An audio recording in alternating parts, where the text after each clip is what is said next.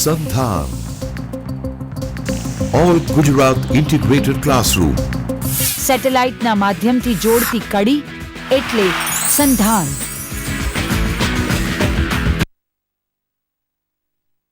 Afternoon, dear friends. Today we are going to discuss topic rectifiers and filters. Rectifiers is very important, you can say, component of the electronic circuit where the AC is converted into DC. Household applications, sometimes you can say very simple application, you can say charging of the mobile uses DC power supply for the operation. So it can be achieved with the help of rectifier. Rectifier uses transformer, diodes, and it may have, to smoothen the output of the rectifier, there are filter circuits.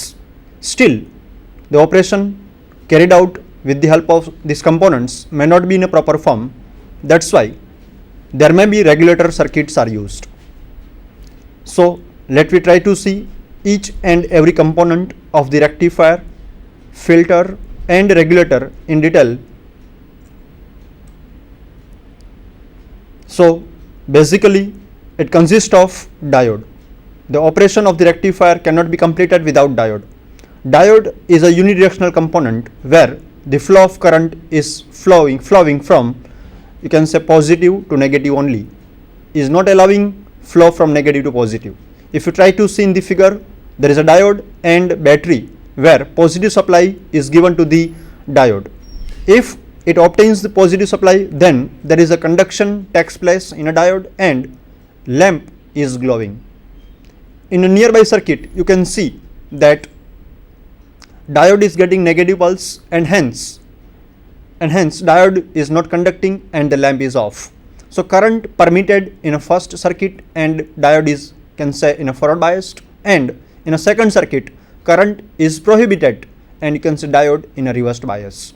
So basically diode is nothing but PN junction configuration where P type material and N type material are, you can say, placed together with. Depletion region will be formed.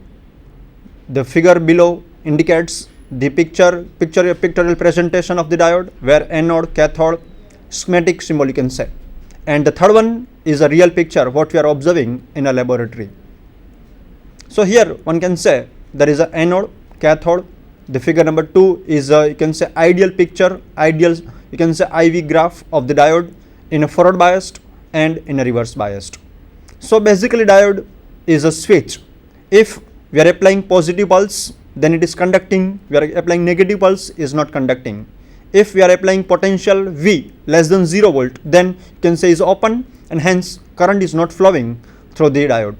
In a second half, you can say in the second circuit, there is a forward biased potential is applied and hence diode is conducting, means you can say I is very much greater than 0 and potential developed across it is 0. If diode is in forward bias, one can say ideally zero resistance will be formed in that particular arrangement. If one want to test the diode, there is a simple arrangement. One can use the, you can say, laboratory instrument called multimeter, digital multimeter or normal multimeter, and if he keeps or she keeps multimeter in resistance mode and anode is connected to the positive terminal, I mean voltage or ohms mode, and the negative terminal is connected to the common mode, your multimeter is showing you this 0, means diode is forward bias by ohm meter shows 0 ohms of the resistance. If you are connecting in you can say reverse configuration, you can see the picture like this. Diode is now in reverse bias and ohm meter is showing you the infinite resistance, sometimes one can say is a overload.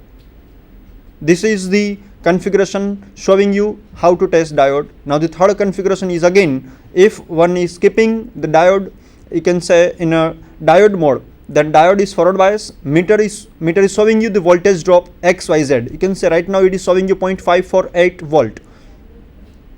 So diode is nothing but the electronics component where it restricts the direction of flow of charge carriers. It allows an electric current to flow in one direction, blocks in opposite. So diode can be thought of an electronic version of the check valve.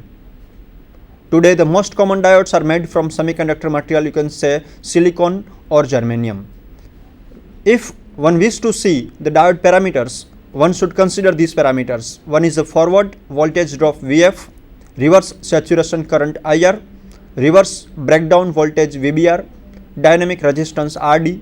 Dynamic resistance normally, if it is in forward bias, then is 0. Ideally I can say maximum forward current IF, maximum IF. So diode data sheet shows you all the component whatever we have listed over here.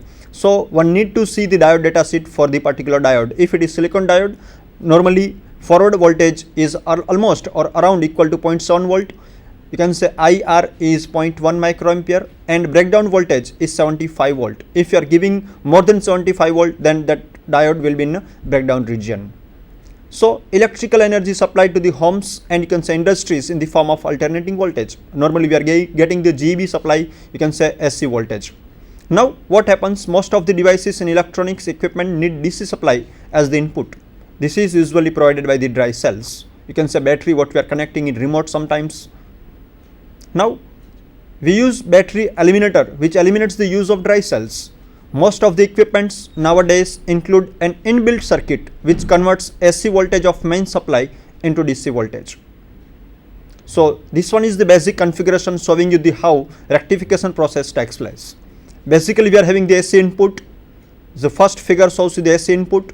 Number 2, you can say our component rectifier which converts the AC into DC.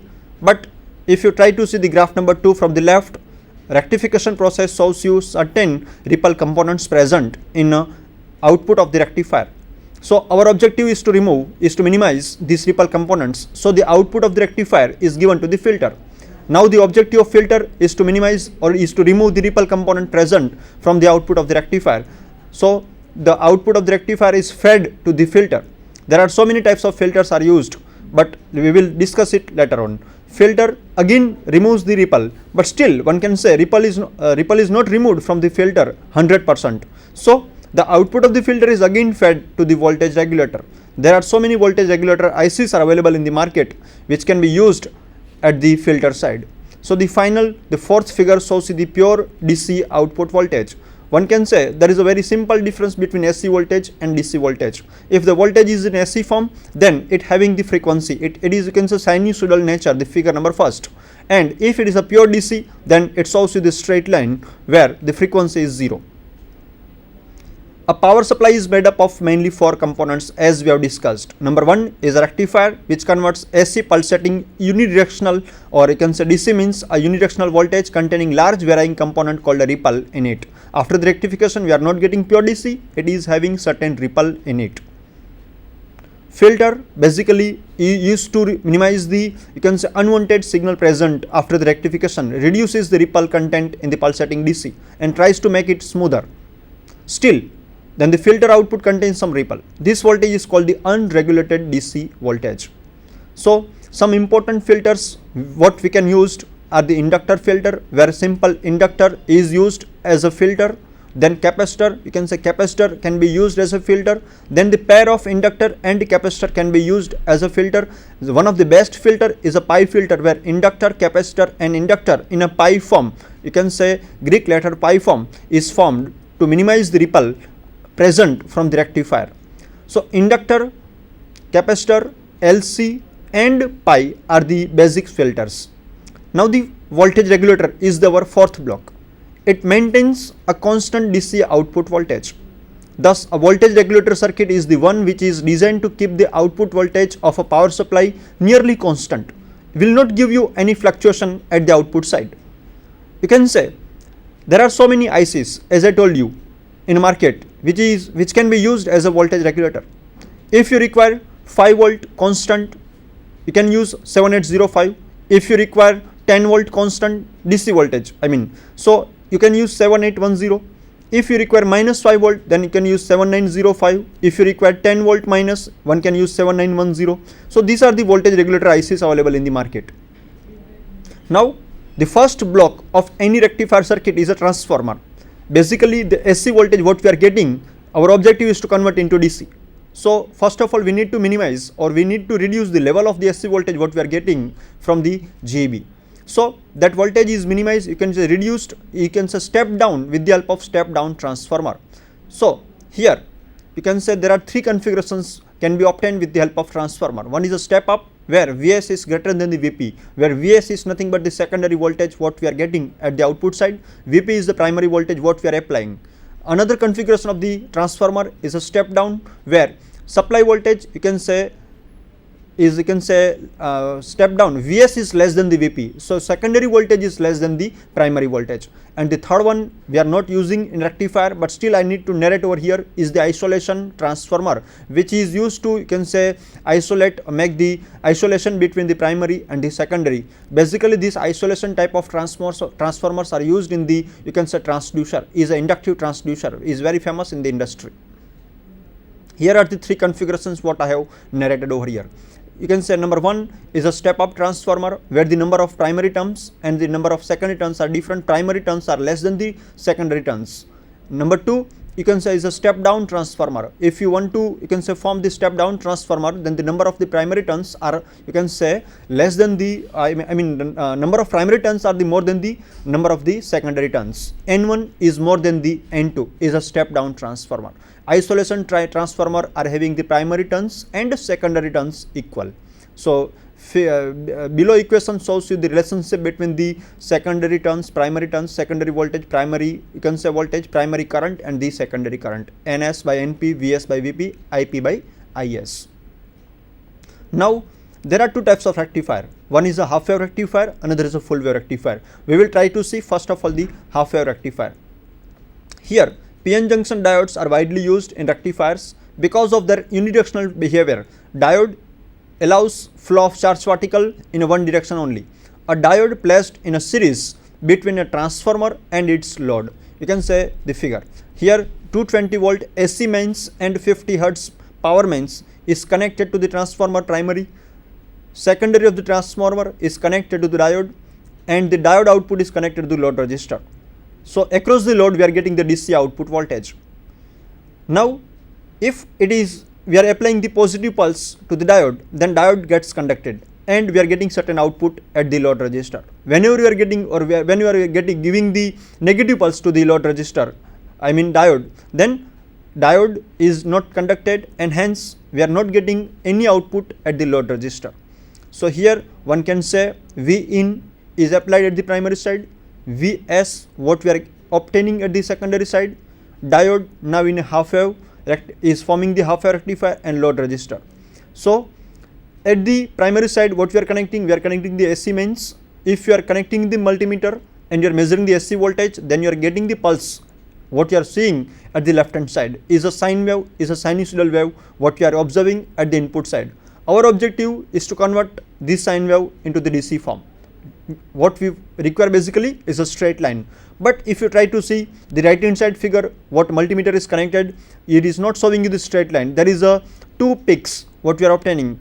Whenever there is a positive pulse, one peak is obtained. Then there is a no peak, it shows you diode is getting the negative pulse. Now then there is a peak, you can say third number, where diode is getting the positive pulse, and hence if you go ahead you are getting the peaks like this. The voltage waveform for the you can say Vi developed across the secondary terminal is Vi equal to Vm sin omega t. Voltage what we are applying to the you can say primary side is a Vm sin omega t, where Vm is the maximum voltage of the your sinusoidal you can say voltage, omega is the angular frequency, t is the time. So this one, the figure below shows you the you can say sinusoidal input given to the you can say primary of the transformer.